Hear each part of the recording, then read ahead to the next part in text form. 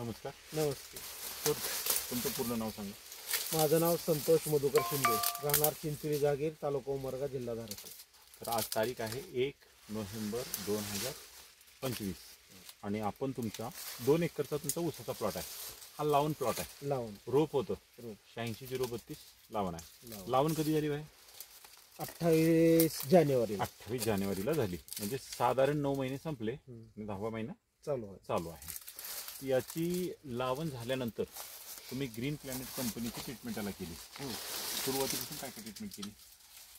सुरुवातीला रोप लावण केल्यानंतर प्रीमियम आणि एसटीची आपण ड्रिंचिंग केली. बरोबर.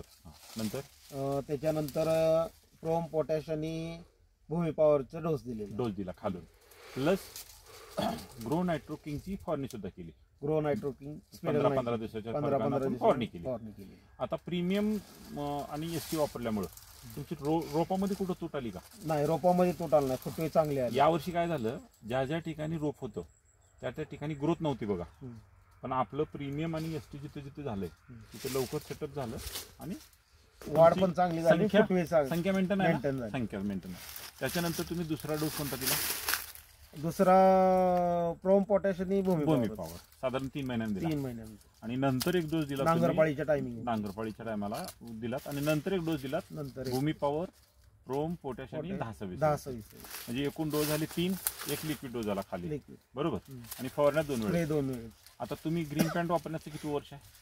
मी आता ग्रीन प्लॅन्टचे प्रोडक्ट वापरण्याचे 3रा वर्ष आहे. सगळ्याच प्रोडक्ट सगळेच. सगळ्या रोप. आता तुमची सूर्यवर सुद्धा फवारणी चालू होती. आता हे जे आपण वापरलं त्याचा नेमका आपला उसाला फायदा काय झाला? उसाला म्हणजे जी रोप लावण किंवा कांडी लावण जरी असली तर मुळाची वाढ होत नाही. पांढऱ्या मुळाची वाढ महत्वाची आहे. बरोबर. प्रीमियम आणि एसटी न पांढऱ्या मुळाची वाढ चांगली झाली. बरोबर. त्याच्यामुळं रोप जोमदार राहिलं, हिरवेगारपणा राहिला आणि फुटव्याची संख्या. आजही जर बघितलं भैया वर भैया, आजही वर बघा तुम्ही, पानामध्ये रग आहे, हिरवटपणा आहे. कुठं रोग काळुंकी आहे. पानाची रुंदी पण जरा वाढलेली वाढली.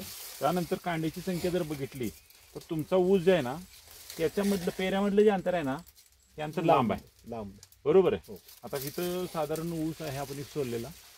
कांड्या मोजू गेला 1, 2, 3, 4, 5, 6, 7, 8, 9, 10, 11, 12, 13, 14, 15, 16, 17, 18. आता वरली ही 19 तयार आहे. आणि आजच्या डेटमध्ये जर बघितलं तर 19-20 दरम्यान तुमच्या कांड्याची संख्या आहे. आता इतर ठिकाणी जर बघितलं आपण तर हे आकार छोटा राहतो बघा सुरुवातीचा. परंतु आपल्या सर समान सगळ्याच कांड्याच्या आहेत. एकसारख्याच टुचीच्या पुढच्या तर आहेत, कमीत कमी टुचीच्या पुढच्या आहेत. हे इतर शेतकऱ्यांना त्यांना तुमचा काय संदेश आहे?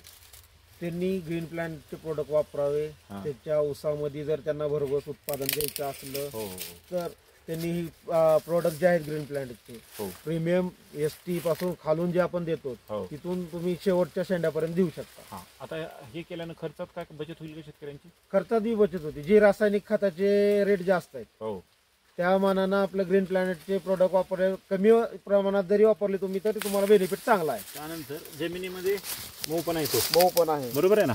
जमिनी हे असं भुसभुशीत आहे बघा सगळी आहे ना. गब्रा माती आहे. यावर्षी आपल्या भागामध्ये भयंकर पाऊस आहे. पाऊस जास्त असूनही पाण्याचा निचरा होऊन लवकर गेला. ते वापरून समाधानी आहात ना? एकदम समाधानी. धन्यवाद.